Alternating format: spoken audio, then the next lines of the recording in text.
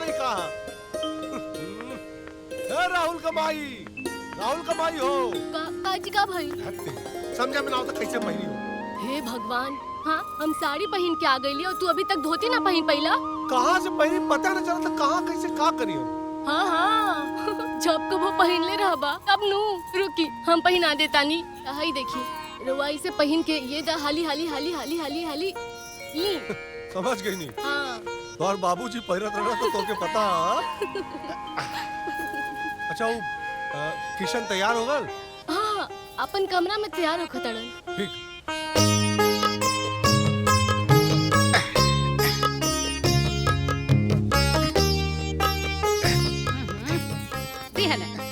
सब कपड़ा पहन ले रवा टइये बांधे ना आवेला। अरे टाई तो तोरे प्यार के निशानी है, यही खातिर तो तोरा से बनवावे दी। और प्यार तोहार हमेशा हमरा गला में टंगल रहेला। अरे चली पूजा करे जाए के बा, पिकनिक मनावे ना। अरे हाँ, पूजा के तैयारी हो गइल का? हाँ सब कुछ रेडी हो गइल बा और देवर देवरानी पूजा का थाली सजावत हवे। चल चल चल, चल।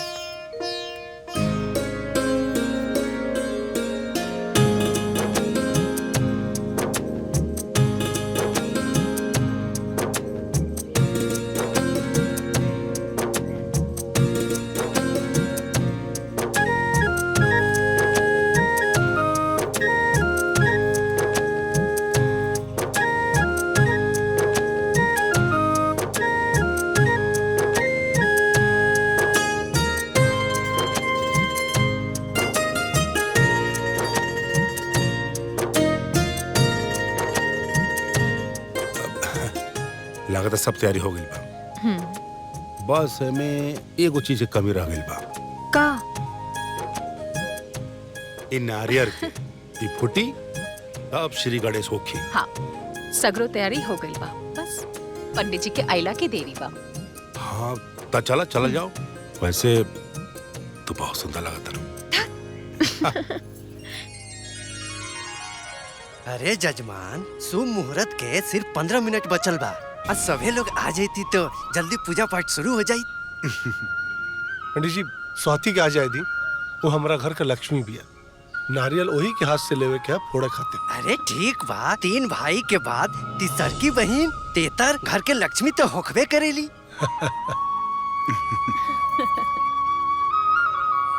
पर वो बाड़ी कहाँ?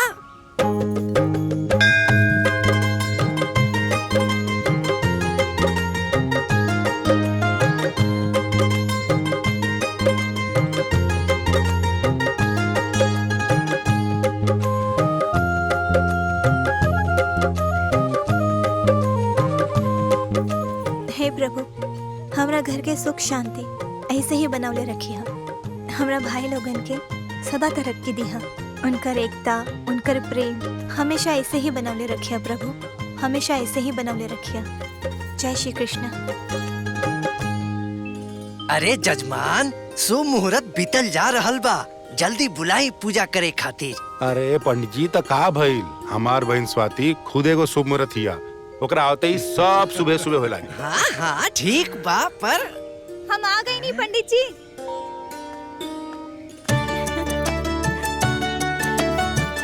देखिए आ गई।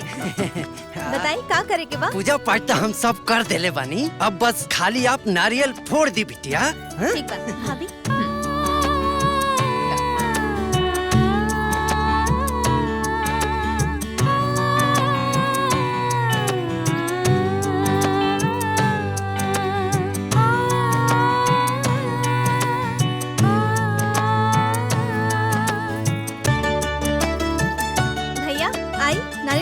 अरे बड़का भैया कहता वो फोड़ी तो ठीक रही। अरे फोड़ दा ना। नहीं ना भैया, रवा फोड़ दी। बोली गणेश जय। जजमान चाबी ली, एक चक्कर मार के आई, उद्घाटन कर दी, श्री गणेश कर दी जाई। बोला गणेश भगवान की जय।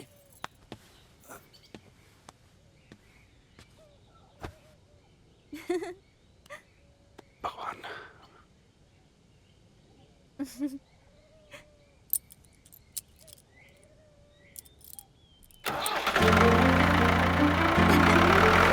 ले जा। वाह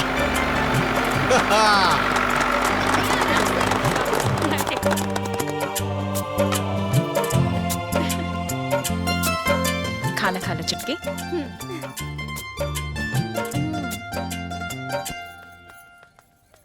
हाय देखी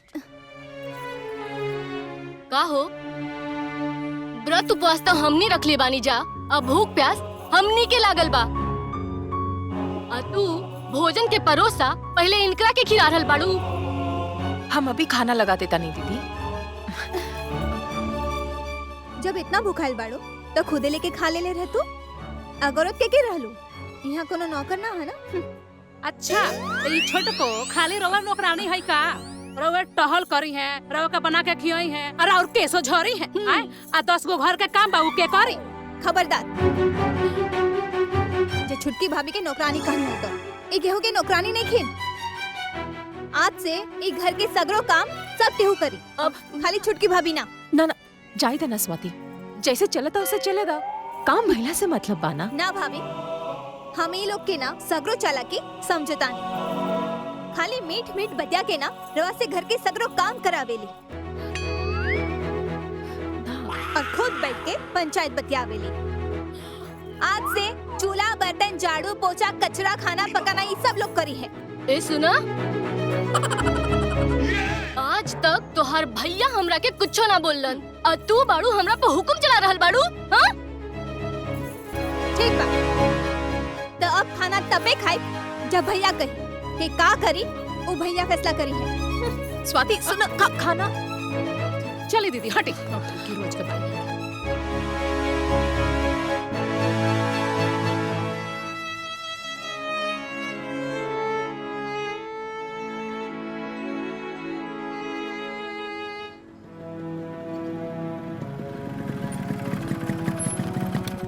पापा पापा बुआ खाना ना खैले बिया। खाना ना खैले बिया और हमनी के होमवर्क भी ना करेले बाड़ी, और तो और हमनी के पढ़ाईबो ना कैली। स्वाति खाना खाए ना खैलस। बड़की माई से झगड़ा भइल बा।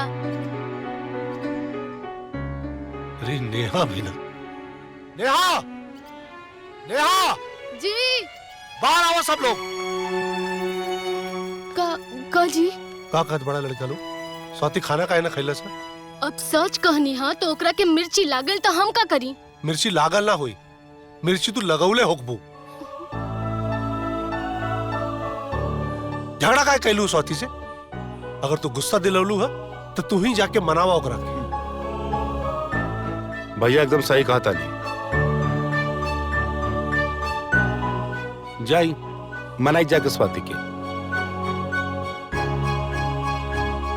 हाँ स्वाति खाना ना खाई तो हमनियो खाना ना खाई जा। हाँ कन्हैया ठीक कहा ताड़ा। स्वाति ना खाई तो आज से हमनी भूख हड़ताल करो बस।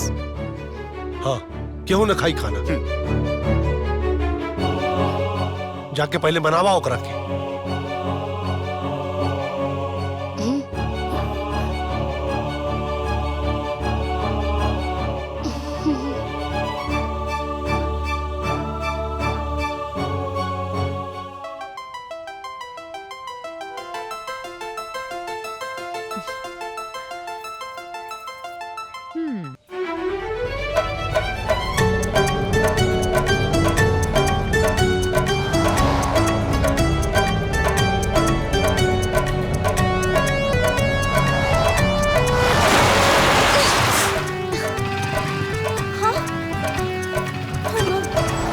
गाड़ी रोक गाड़ी रोक गाड़ी रोक।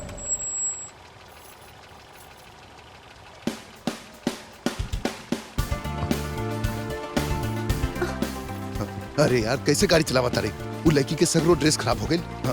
जो जाके सॉरी बोलते हैं। ना भैया बहुत गुस्सा में होती है, पकड़ ली तो बड़ी मारी। आई गांव बहुत लखेरा हो, आई गांव वाला आज से ना तो बहुत कुटी, यह कचूमर बना दी। लेकिन